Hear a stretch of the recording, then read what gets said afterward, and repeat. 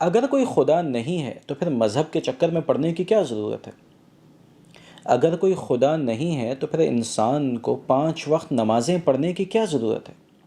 اگر کوئی خدا نہیں ہے تو پھر انسان کو پورے مہینے بھوکا پیاسا رہنے کی کیا ضرورت ہے؟ اگر کوئی خدا نہیں ہے تو پھر کیا ضرورت پڑی ہے کہ ہم اپنے مال میں سے 2.5% مال نکال کر غریبوں میں تقسیم کر دیں؟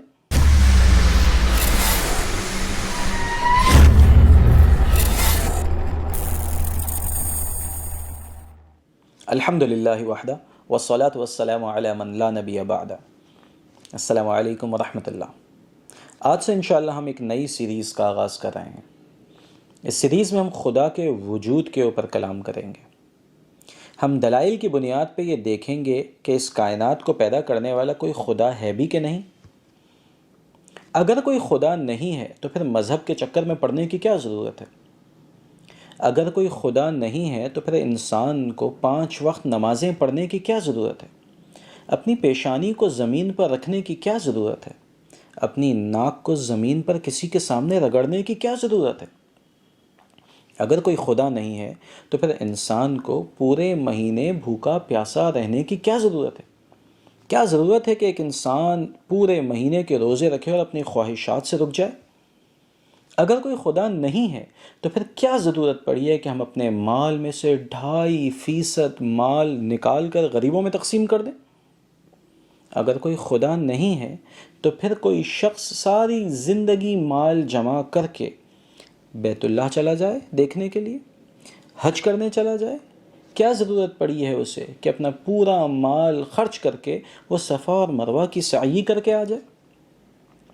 اگر کوئی خدا نہیں ہے تو یقیناً اس چکر میں پڑنے کی کوئی ضرورت نہیں۔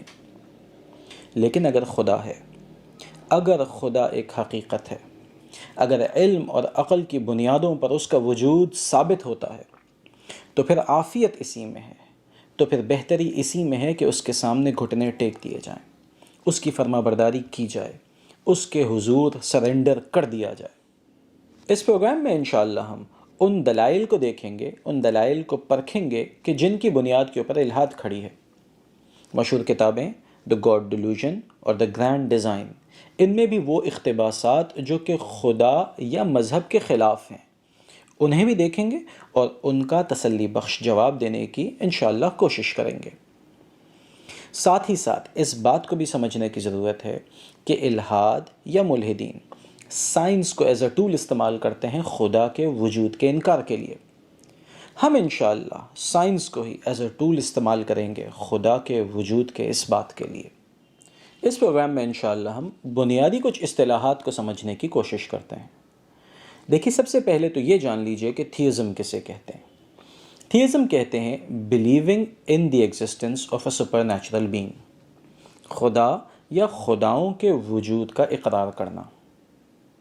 اس کے مقابلے میں آتا ہے ایتھیزم۔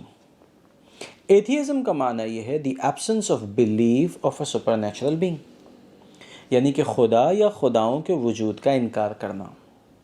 لہٰذا ایتھیسٹ ایک ایسا شخص ہوتا ہے جو کہ خدا یا خداؤں کے وجود کا انکار کرتا ہے، اور تھیسٹ ایک ایسا شخص ہوتا ہے جو کہ خدا یا خداؤں کے وجود کا اقرار کرتا ہے۔